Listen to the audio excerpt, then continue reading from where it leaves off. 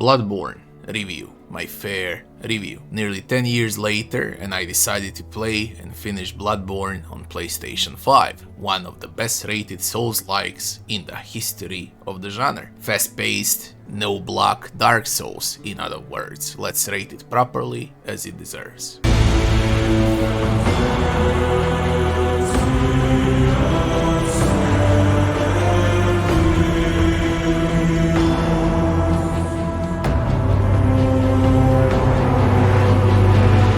First section is the story. Story, as always with every single From Software title, is confusing to the point of oblivion. In case of Bloodborne, it's maybe 5% less confusing, because it's pretty much clear that you are a hunter in a very bad dream trying to wake up by killing beasts. That's the main story of Bloodborne, by the way. Of course, different endings are included, as well as bunch of mini stories through item descriptions, so you can get to know this world a bit better. Every single boss in a game has that intro cinematic to scare you off before the fight. Presentation and gothic atmosphere is there. Ground solid, but confusion remains, as in every other From Software title. Of course, the game includes different endings as well. 7 out of 10 for the story. Next section would be game bugs and optimization. There are bugs, glitches, even 9 years later. Performance is abysmal, locked 30 FPS even on PlayStation 5.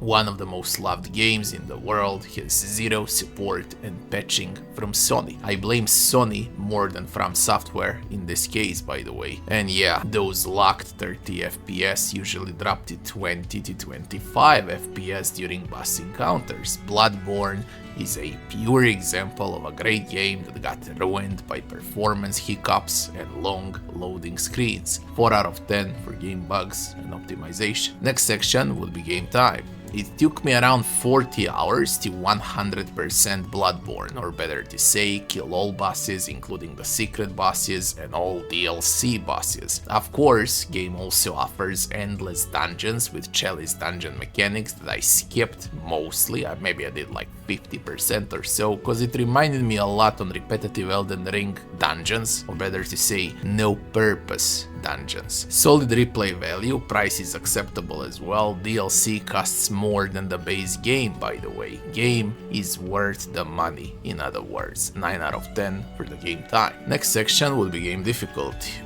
Here we are. Many claim how it's the hardest Souls-like ever created. The answer would be yes and no at the same time. For those that play Demon Souls and know how Demon Souls work, Bloodborne is its copycat, but fast-paced copycat.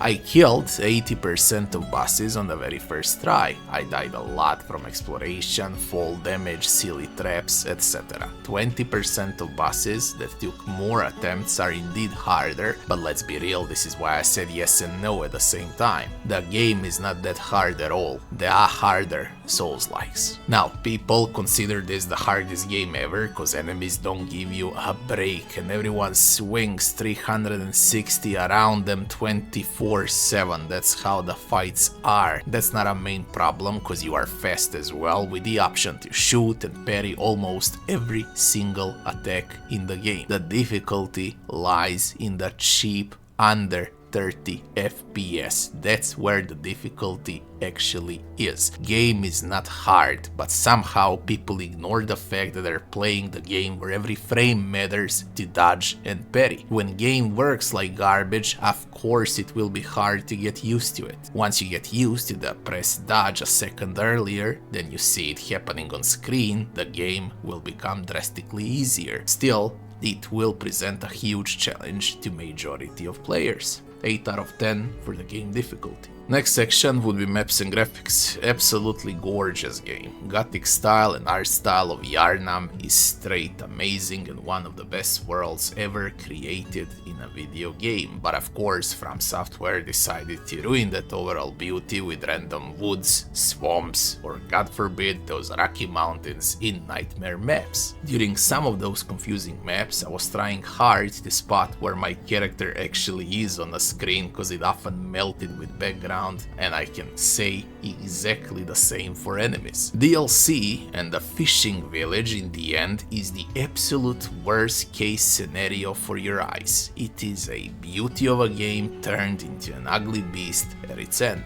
That doesn't take away from amazing backgrounds, all of those moon colors, lights. I mean, even 9 years later, the game still looks amazing. It aged well. Would love to see a 4K support with 60 FPS for Bloodborne though. As far as maps go, variety is huge, but Yharnam is special. First 20 hours of Bloodborne are something to admire while playing. The rest, you already seen it. Main hub is very cool as well. UI is crystal clean. 9 out of 10 for maps and graphics. Next section would be gameplay. Souls-like that focuses a lot on backtracking and fast-paced gameplay. You won't block in Bloodborne, you're a hunter and you're there to hunt, or should I say you're there to be an aggressor, always on offense. Beasts should fear you, not the other way around. Gameplay is mega fun, it's smooth, it's fast with combos and weapon transitions, as well as classic throwables and parry options from previous Souls-like titles. It is one of the best games that you can play even today when it's your first blind run. Nothing like that first encounter with every single mob, enemy and secret in the game, and there are so many secrets during the entire game you'll go insane from backtracking. It is the first game in 2024 that I played for 11 hours without a break, and that says it all. 10 out of 10 for the gameplay. Next section would be leveling and itemization. Classic here, kill, grab souls, or should I say blood, level up in main hub, enhance weapons, put blood gems in weapons to enhance damage even further, and hunt. Main difference from itemization is how healing works. Your vials don't replenish on checkpoints, so it's more like Demon Souls. You will need to spend blood on blood vials to heal. Main feature is weapon transformations, or should I say every weapon has short range and long range option that you can mix in with combos during combat. Very innovative and cool feature for a Souls-like. Weapons and armor sets look amazing, by the way, although they're not that important with stats. As far as armor goes, it's mostly cosmetics. 9 out of 10 for leveling and itemization. Next section would be NPCs and enemies. Enemies are amazing, their variety is huge and some of them feel even stronger than most of the bosses in the game. As far as boss fights go, they're crazy good,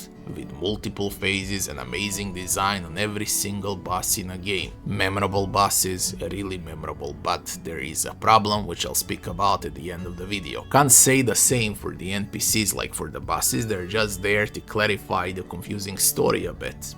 I don't wanna spoil anything further. 9 out of 10 for NPCs and enemies. The last section would be music and sound. Amazing music as always from Software, great sound effects, and the game is fully voice acted, pure 10 out of 10. Final verdict. We got 9 sections with 75 points, and that would be 8.3 out of 10 for Bloodborne in 2024. Brilliant game, choked down with zero support and love from Sony. Again, I blame Sony for the sorry state of Bloodborne, not From Software, cause Sony owns the IP. Bloodborne is definitely not the best Souls-like, but for sure it's the most unique Souls-like ever. This game needs a proper Bluepoint rework, same like they did with Demon Souls. Then it will be a masterpiece. I don't know what Sony is doing, to be honest. Their best exclusive with huge fan base is drowning, and yet people still play it. Compare with Sony crap exclusives like Spider-Man 2 that lasted for 3 days and vanished. Bloodborne lasts for nearly 10 years and Sony doesn't care about it.